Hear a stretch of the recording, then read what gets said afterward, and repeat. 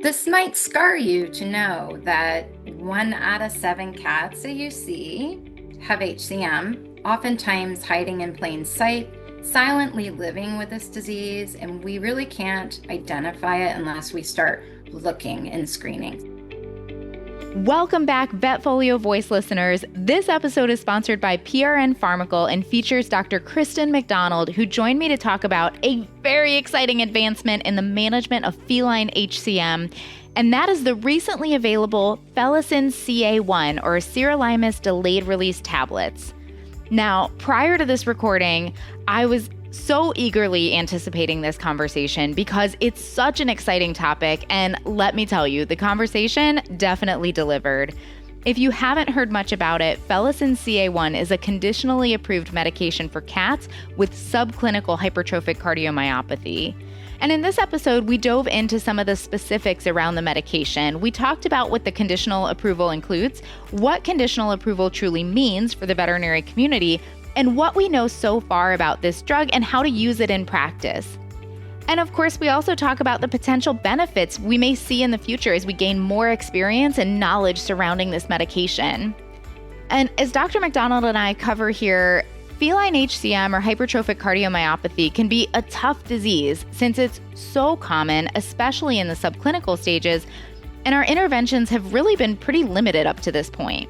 While we certainly have options available, particularly for clients who are willing to pursue a referral to a cardiologist, the tools that we've had up to this point are often aimed at managing the sequelae, the effects of HCM, rather than the disease process itself. But in this episode, we talk about Felicin CA1 and its potential impact on managing HCM rather than just the effects of HCM. I'm so excited to share it with you. This is such a cool development. Let me go ahead and introduce Dr. Kristen McDonald, and we will get into it. Dr. Kristen McDonald is the clinical cardiologist at VCA Animal Care Center of Sonoma, where she has a thriving cardiology practice, including medical and interventional cardiology, as well as participation in clinical trials. She's a national lecturer in cardiology for VCA and launched State of the Heart 2.0 in 2023 for online cardiology education in VCA. Dr. McDonald enjoys lecturing both nationally and internationally in veterinary cardiology, with particular interest in the integration of general practitioners and cardiologists. Dr. McDonald has been an active author of book chapters and highly respected textbooks, served as section editor for Handbook of Small Animal Practice, published a multitude of original research papers, and is co-author of the Textbook of Feline Cardiology, the only text of its kind available. Her veterinary education consists of earning a doctorate of veterinary medicine in 1998 from Auburn University, and then completion of an internship in small animal medicine and surgery at Michigan State University in 1999, and she finished a residency in cardiology at the University of California, Davis in 2001, becoming board certified by the American College of Veterinary Internal Medicine in 2002. She continued her education by earning a PhD at UC Davis Comparative Pathology Graduate Group in September 2005 on hypertrophic cardiomyopathy in Maine Coon cats and the effects of ACE inhibitors. Dr. McDonald taught on faculty at UC Davis for a year, then pivoted to clinical cardiology practice at VCA Animal Care Center of Sonoma County. Living in Sonoma County, she enjoys spending time outdoors hiking, skiing, being a mom of 2 daughters, and 2 Tonkinese cats and a black Labrador Retriever.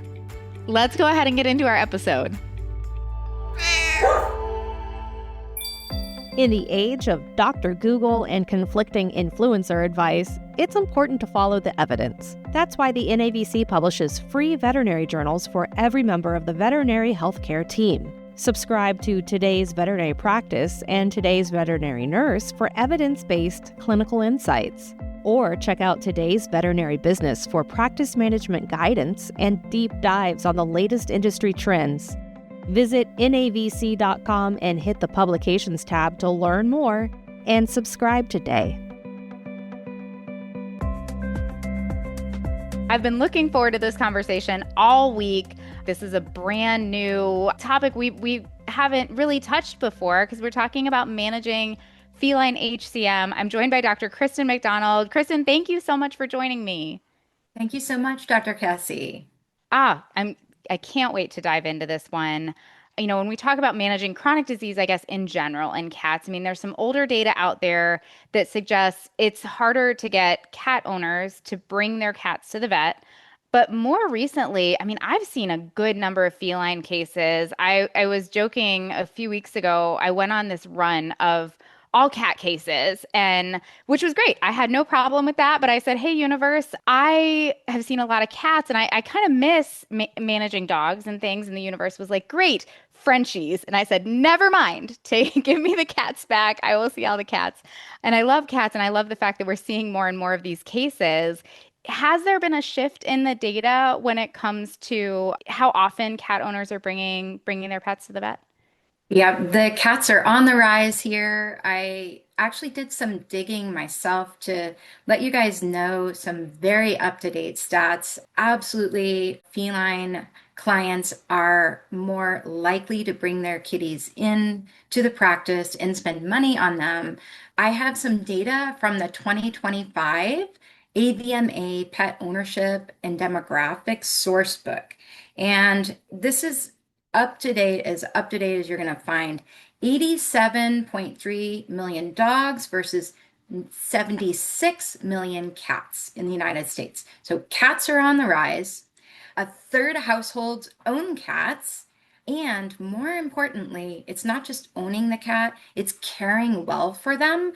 And the veterinary expenses for cats has increased by 18% in the past year compared to less than 4% in dogs. So they're looking for care. They're increasing veterinary visits, whereas all other veterinary visits in the last quarter of this year were declining. So, what they're projecting, which is mind blowing, is that this is from the Catalyst Council. And they said that the feline market in the United States has the potential to grow 2.5 times to a $32 billion care if we can approach similar, what they call medicalization like dogs. And I think personally, the will and the commitment is there with kitty clients. And I am a kitty client. My kitty is sleeping right next to me. And I can say that in my practice in cardiology, I love having kitty clients because they are motivated, they are dedicated, they are careful, and anybody that has a cat that has to care for them medically knows that it's not an easy ask. So we do want to encourage it. We want to encourage like the sensitivity of what it takes to have a cat come into the practice. So I myself actually worked on the fear-free program and getting certified. I think we need to approach these kitties and their owners that they may be a little weary, that we can use the Feline VMA's cat-friendly programs. There's lots of CEs on that and certifications that your staff and you can do to make this like a lot more approachable and safe feeling. I I love all of that. And it certainly echoes my experience as well. I also got Fear Free certified. And when I think about more cat owners bringing their cats to the vet, I mean, it makes sense because of things like low stress handling and it not being traumatic for the pet and the owner. Because, of course, people don't want to bring their cats back if their cat goes and hides under the bed for 3 days and they don't see them. They're like, oh, they're mad at me. They hate me. Or they have to listen to them yelling all the way there and back, or be concerned about their welfare in the clinic. So I think, have come a long way on the veterinary side of leaning into low stress handling and making these appointments lower stress for the cats and their owners. And I don't know which one came first, the cats coming in more and then our increasing our medicalization. That's a new word for me. I like it. I'm going to hold on to that one. The things that we can do, but it's also discouraging to bring your cat in if we're like, well, sorry, there's nothing we can do. But we've seen so much innovation in the different types of medications that are available, the different routes that we're able to give them, keeping the difficulties in medicating cats in mind, the new research into chronic disease processes that we commonly deal with in cats. So, yeah, not only are we working as an industry to make it easier to bring cats in, but we're also giving owners more options to say, hey, when we do diagnose things in your cats, there's something we can do about it. And so I'm thrilled to see that the data as far as cats coming in reflects that. Yep. I also think personally, I recommend kitties be pre-medicated with gabapentin. I feel like that has really changed the stress level for these kitties, and especially cardiac kitties. These are very scary potentially when they get stressed. They can be more prone to decompensating. And I just think in general for a kitty to not be so afraid in this process of getting them in the carrier, bringing them to a foreign place. The gabapentin to me has really changed our practice a lot. Yes, yes, absolutely. Now we're seeing it in different formulations. We're seeing pregabalin. I don't have a lot of experience with trazodone as well, but incorporating that in a little bit when it's needed. And I love that you bring up feline HCM because of course that's what we're here to talk about it. And it is a big fear when we have a stressed cat in the clinic because HCM can be subclinical. We don't always know that they have it. We're not always suspicious of that. So I guess my first question along the lines of HCM would be how concerned should we be in terms of how widespread is this? How many cats are we seeing come into the clinic who have this either clinically or subclinically? This might scar you to know that 1 out of 7 cats that you see have HCM, and they're just oftentimes hiding in plain sight, silently living with this disease, and we really can't identify it unless we start looking and screening. So 1 out of 7. Now, the stats get even worse. Our beloved Maine Coons and Ragdolls, yep, a quarter of them. And my practice has had this immense increase in our Sphinx population. Oh, So these really? guys are very fun. They always come in wearing accessories. 20% of them have HCM. And then as you look at this disease progresses over time. And so 1 out of 3 cats older than age 9 have it. Mm. So this is a big problem. Beyond that, it's not whether they have it. It's more of what's going to happen to them. Is this actually going to limit their lifespan? And unfortunately, the answer is oftentimes yes. If you look over a 10-year period of time in these cats that are preclinical, asymptomatic, unfortunately, almost 30% will die from it. And heart failure is often the cause, and that is not, it is a very difficult disease. And, about a quarter of these kitties will die from heart failure, about 10% from the dreaded clot, and then about 8% sudden death. So it's common and has the potential of causing severe problems. Yeah, I actually it did scar me a little because I didn't know about the rag dolls, and I love rag dolls. I knew, Maine Coons I had on my radar. I didn't know about the Sphinx either. And you're right, those are such fun cats. I love them. Rag dolls just have my heart. I think they are the most adorable, sweetest kitties. Yeah, that does hurt a little bit. All the more reason to really make sure we're aware of this because up to this point, it's really also created a very difficult conversation to have with cat owners to say, hey, we're hearing a murmur, we're hearing an arrhythmia, whatever it may be. And, HCM is the most common disease that we're dealing with here. And to say this can cause sudden death out of nowhere. And really, up to this point, we've kind of been like, and that's it. There's not that much that we can really do. And so, best of luck to you both. And especially with some of the data that you're talking about to say 1 in 3 having clinical issues with this and it limiting their lifespan. It's a tough conversation to have. So now we're talking about maybe changing the game a little bit there and having more options that we can offer to when we diagnose a cat with heart disease with HCM. It's a kind of new territory though. It feels a little overwhelming. So I guess what would you say to general practitioners like me who say, okay, great, now we have more options for cats dealing with heart disease and heart failure?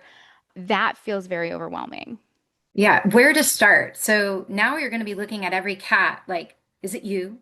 how do I know it's you? And the workups can be really expensive and daunting. So I would say one, commit to trying to find these cases. The first being obviously listening for a murmur or a gallop or an arrhythmia. So if you hear a murmur, it may or may not be HCM. We can also have very non-pathologic innocent murmurs that sound like a cat with HCM. So, it is a tip off that we need to look further. Looking further in practice would be using a pro BNP screening test. If you hear a gallop or an arrhythmia, that is far more likely to be related to underlying cardiomyopathy and raises the concern greater. But beyond that, with your Pro BNP, these are available either on your IDEX comprehensive panels or for your bench side immediate results in the practice. So this is great when, say, you have a procedure or you have a cat with respiratory clinical signs and you hear the murmur. We have either the SNAP IDEX ProBNP, which is a positive or a negative, and now we have the V-check by BioNote, and that test is quantifiable. So it tells you just how high that proBNP is. And typically, the higher the number, like over 250, the more likelihood there could be significant disease. So those are great tools for you guys, as well as just good, what you already do. Good staging with older cats of blood pressures, thyroid, general CBC chemistry to really look at the health of the cat if you stumble upon a murmur. So making sure that we're leaning into our diagnostics so we can get a little bit better answer for these cat parents. But what now? Yeah, that's exactly where my Okay, head was. I was going, okay, because okay. here we So I are. run the test and I Uh-oh. get my pro BNP and I say, Yeah, okay, we have heart disease. But yeah. yeah, then it's And like, then you're, okay, but now what? oh, where am I going Right. now? Exactly. Oh boy. So here's where you're really at a fork in the road. I think it's important to provide best medicine recommendations and then alternatives to work with the client so that we're not judgmental. So best medicine would honestly be get a comprehensive detailed echocardiogram by referring to a cardiologist. We know that may not be in the cards for everyone for many different reasons, right? And so now there's the term POCUS, which is a point of care ultrasound that a lot of general practitioners and non-cardiologists are learning and getting adept at and getting trained in to do an ultrasound of the heart and really see big changes that would indicate risk of a problem. And maybe then you would say, no, really, we need to have the detailed echo, and that's, looking at left atrial dilation. We talk about risk factors for bad things, and that would be heart failure or thromboembolism. And the left atrium remains supreme for looking at risk of that kind of problem happening. And beyond that, from that risk, we can tailor treatments proactively. Treatments to try to lessen the likelihood of a clot. We have many options there, like clopidogrel and or Xarelto now. And so with that kind of echo, it will then allow us to proactively assess which cats are we worried about and we're going to recommend treatments. You're right. With the point of care ultrasound, I have seen a lot more practitioners leaning into that. I have to say it's still very much a weak point for me.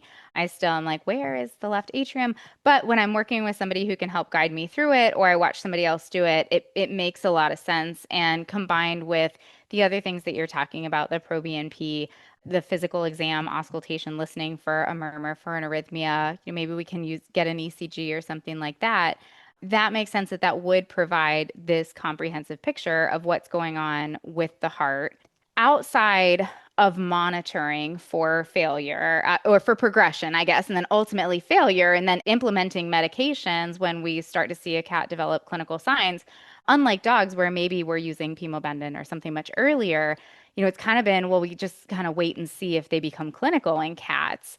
So how is that changing? That's the big Yeah. question right now. What can we talk to cat owners about now that we couldn't before because it can be a hard sell, for financial and other reasons to say, okay, well, we're going to monitor, but really it comes down to if your cat becomes clinical or not, but not anymore. Not anymore. And we really don't want to wait for a cat to be clinical, like, oh, we're going to wait for the clot to come because only 30% of cats will survive the first week of a clot.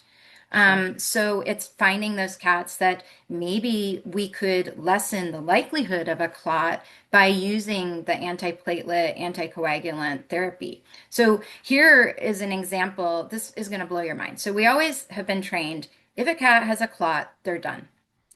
If they live the first week, then they're still going to have another clot and it's only going to live 3 to 6 months. That's what we've all learned. However, with the advent of dual antiplatelet, anticoagulant therapy, that means Xarelto and clopidogrel, in cats suffering a clot, there was a study that found they lived over 500 days before another clot. So we need to find those cats that are high likelihood of a clot, and we're going to have a lot of different assessments with echo, but also there is a clopidogrel resistance gene that they've just identified that up to 30% of cats have. And so in those cats that we're worried about are high risk for a clot, and there are many criteria for that, then if they have that resistance gene, we might put them right off the bat on dual therapy so that we can try to lessen likelihood of that terrible clot. And then the second is, what about the underlying primary problem with HCM? The primary problem is left ventricular hypertrophy. And until now, there has been no treatment aside from looking for secondary causes like hypertension and hyperthyroidism, which are treatable.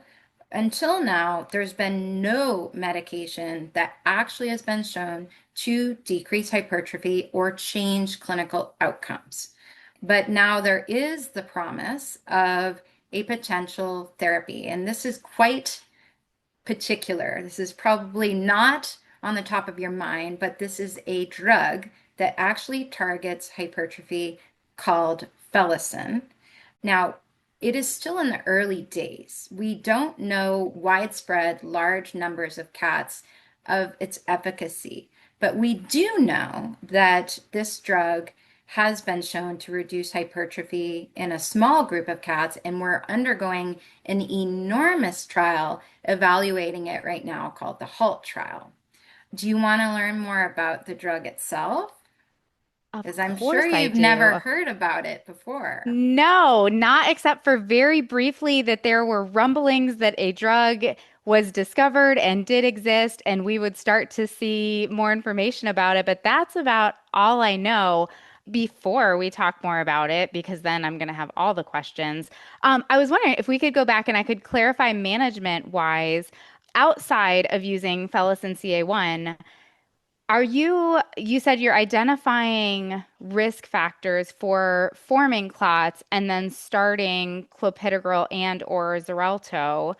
I'm wondering if you can talk about that a little bit more because generally, if I don't have a patient who, has hyperthyroid, is hypertensive, I'll be honest, I don't know how good of a job I'm doing looking for those risk factors and starting antiplatelet, antithrombotics early. Yeah, so unfortunately, we're going back to the echo. So whether it's a POCUS echo or a comprehensive echo, our data is really based off left atrial size, moderate to severe left atrial dilation, and then a lot of very particular measurements that you guys are not going to be doing. And unfortunately, looking at left atrial size on radiographs is really not accurate in cats. Less than half of cats with left atrial dilation actually had it apparent on radiographs. So unfortunately, we are very echo-centric in cat heart disease to look for risks. And some of that can be done with POCUS echo. And in fact, just before this, I got off a manuscript preparation conversation that we're going to be trying to guide general practitioners and all with a JAVMA article on this very topic. So be on the lookout over the next year to get more guidance and information. That sounds amazing because, like you said, some of these things, we may be able to get a general sense and at least help make a more compelling referral to owners to say, okay, but now we really do need to get this echo so we can get these measurements. But we're not talking like pemobendin in dogs. We're not going to proactively start clopidogrel because a cat has a murmur or anything like that. Right. So number one, clopidogrel is quite an evil medication because it is so bitter, and I've yet to be able to find it palatable in a liquid. And so this is exactly right. We want to know the appropriate time and patient that could benefit from it, but we don't want to subject hundreds of thousands of cats to unnecessary oral medications. We all know that it's really hard in cats. So we need to pick and choose the ones that really would best benefit. And then the ones that are milder, we also need to keep them on the radar because we do know this disease progresses over time.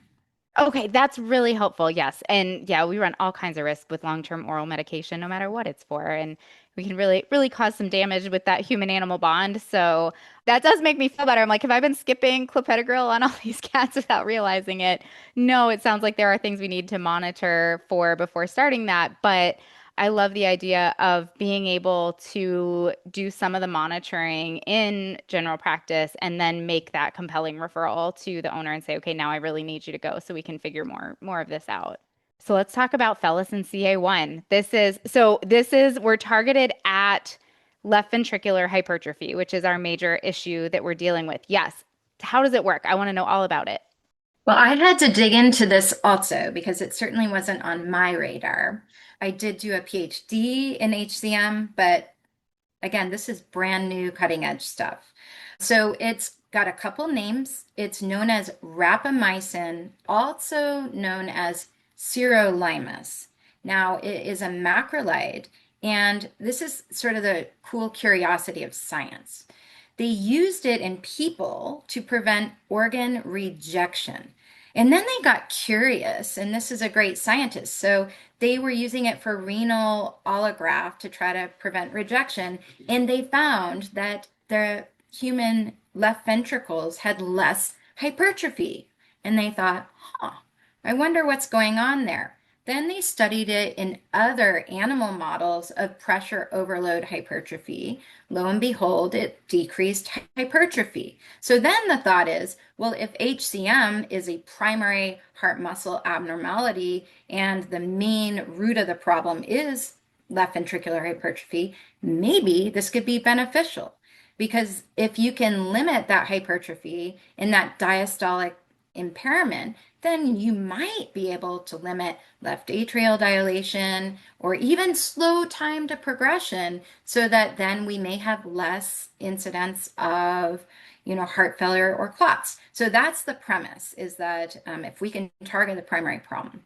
How it works is interesting. It is an mTOR1 inhibitor. I'm sure you know all about mTOR1, right? Oh, yes, it just complete absolutely mTOR 1. Yeah, of course that's what it is. I have no idea. So yes, I had to go back and be a student again too. And this is also another point of innovation in science, is that we can always keep learning, right? And so what it does is it actually blocks this pathway where it increases protein and lipid synthesis, and it decreases autophagy. Now, autophagy is like a vacuum cleaner. It removes the dead or damaged proteins from the cell. So we're making more and we're limiting the removal of the damaged stuff. And that can create hypertrophy. So if we can block that, then we can lessen hypertrophy. So, and that makes sense to say mTOR is, like you said, we're increasing synthesis, we're decreasing removal. So we inhibit mTOR. So we're not making as much, we're doing a better job at removal. Is it that better job at removal that reduces the hypertrophy? I guess that would be my question, is how are we improving it? Probably the whole combination, decreasing that protein synthesis. Oh, okay. Yeah. And so it's labeled for preclinical HCM. So they're not in heart failure, but they have left ventricular hypertrophy. So it's not just a cat with a murmur that is an abnormal proBNP. We really want to define that this is HCM because in a study of a bunch of preclinical cats with abnormal proBNPs that had echoes, 60% of those cats had HCM. So, yes, if you were a betting person, yes, that cat probably has HCM, but it might not. And this is a particular drug that is being evaluated for HCM, not just in general heart disease. And so, with that, the animals that I would consider using it in, it would not be the mild cats that barely have any mild increase in hypertrophy. It's the cats that have moderate or severe hypertrophy. Maybe they also have left atrial dilation. These are the cats that are more likely to go on and progress to have major problems. It's pretty cool in that it's a once a week tablet in a cat. It's really well tolerated. Having a CA rating is meaning that the FDA has identified that this medication has been carefully studied for safety, and there's a reasonable expectation of efficacy based off a clinical study that was done at Davis. And we have nothing else like it right now. So they felt that it would be unfair to make all these kitties wait for years of time before we're going to know the result of our HALT clinical study. So we are kind of moving in parallel right now. We have this promise, but we don't know for sure how well this medication is going to work long term. But there is reasonable expectation it's going to be helpful. Then concurrently, we've got the HALT study. In this study, I'm a co-investigator, and we are looking at 300 cats over a year of time. And yes, we're looking at hypertrophy, but we're also looking for problems. Do they develop heart failure? Do they develop a clot? Are they getting a big left atrium? Are they dying? So those are all the things we want to know. It's not just hypertrophy, but the big clinical picture. And so those answers will be coming about, but it's going to take time. Sure. And I love that we're seeing so many more of these conditionally approved medications become available for exactly the reason that you said. If we have a reasonable expectation that this is going to work and this is going to help kitties, this is going to save lives, then absolutely, let's get it to market. Let's make it available and not make everybody wait for it. Also, cardiology, you guys always have the best names for studies. Like we have the EPIC trial, now we have the HALT study, and they're just so easy to remember. They kind of roll off the tongue. I love it. And then I wanted to ask you with what you're describing that you're talking about not necessarily starting these just because you heard a murmur, but really having evidence that we have progressive disease and it's gotten to that moderate to severe level. Are we back to the echocentric? Like we're really needing to do echoes to make this determination? That's my recommendation because we may be overutilizing this medication because there's so many reasons for a murmur or a gallop. And HCM, while it is the most common heart disease, there are many other heart diseases out there that would not likely benefit from this med. And the medication itself does have some expense. It may be in my practice about $100 a month. So that may change over time, and it is the investment in the science and everything. But yeah, we still are recommending that there is evidence of HCM based off on whether it's POCUS or a detailed echocardiogram. Are these measurements that you think we could reasonably get from POCUS and doing this in general practice versus I know you said it was very specific measurements to know if they were prone to developing a clot. When we're talking about left ventricular hypertrophy, do you feel like POCUS would be an adequate modality for that? That is a very tricky answer. It And depends. Universal answer to it medicine. depends. It Yeah. depends on your training and your experience and repeatability. But I do foresee this being a big area of practice development and CE. I feel like now we have a reason. Now we really are motivated. We don't want to lose those cats that we might be able to help, but we also don't want to be, oh, heavy-handed to just assume that all of them need it. As far as safety, that's another big concern on a new drug. For me, I wanted to make sure that I'm not putting my kitties at risk for something that's new. And I know clients get scared. They'll use the word, I don't want my cat to be a guinea pig. That's kind of an odd juxtaposition there. Right? Like, But, do we want the guinea pig to be the guinea pig oh, then? I wait, is don't. that fair to the guinea pig? Right. So I talk about the safety. And I've used this in the last year and a half in quite a lot of cats. And honestly, it's been so well tolerated. But we are committed to looking at biochemistry. So we have to watch liver values and blood glucose. The blood glucose story is that there's another pathway, the mTOR2.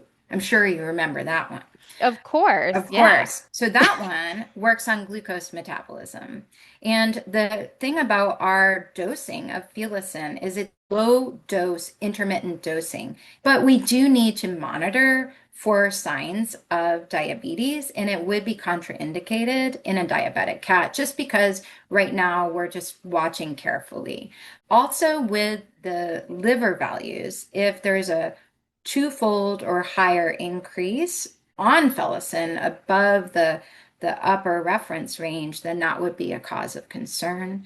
And I also think right now we're just having an abundance of care, and I wouldn't say caution, but just assessment and learning about this in more and more cats on a more global perspective to just make sure we're carefully assessing for any adverse events. But it seems to be going super well. Ah, I love to hear that. With the twofold increase in liver values, is this drug hepatically metabolized, or is that due to concerns about diabetes or the impact of altered blood flow on liver function when we're dealing with a heart disease patient? Or Full disclosure, I am not sure.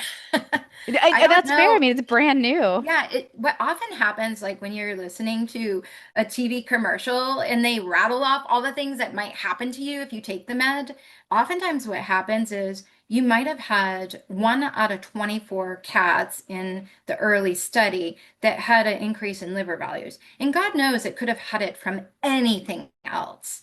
But it's just, it raises that flag that you are then committed to watch for. And I Sure. think we'll learn more and more over time.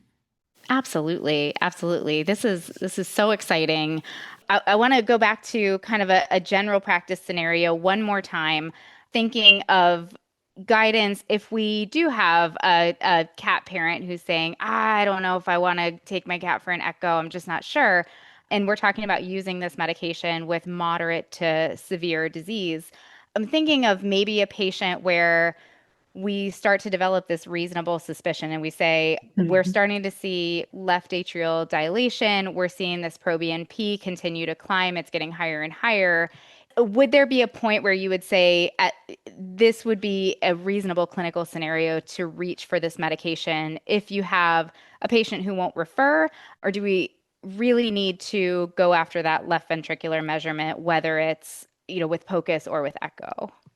This is a really tough question, and we are obligated to help advise you guys on this. And it is still, if you'll believe it, very early in the advisory commitment to this. So, my answer is I still think we need to document to use this medication, left ventricular hypertrophy.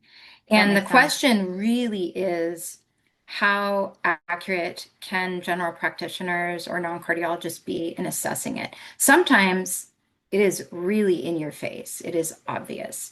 And it's those that I think it's appropriate.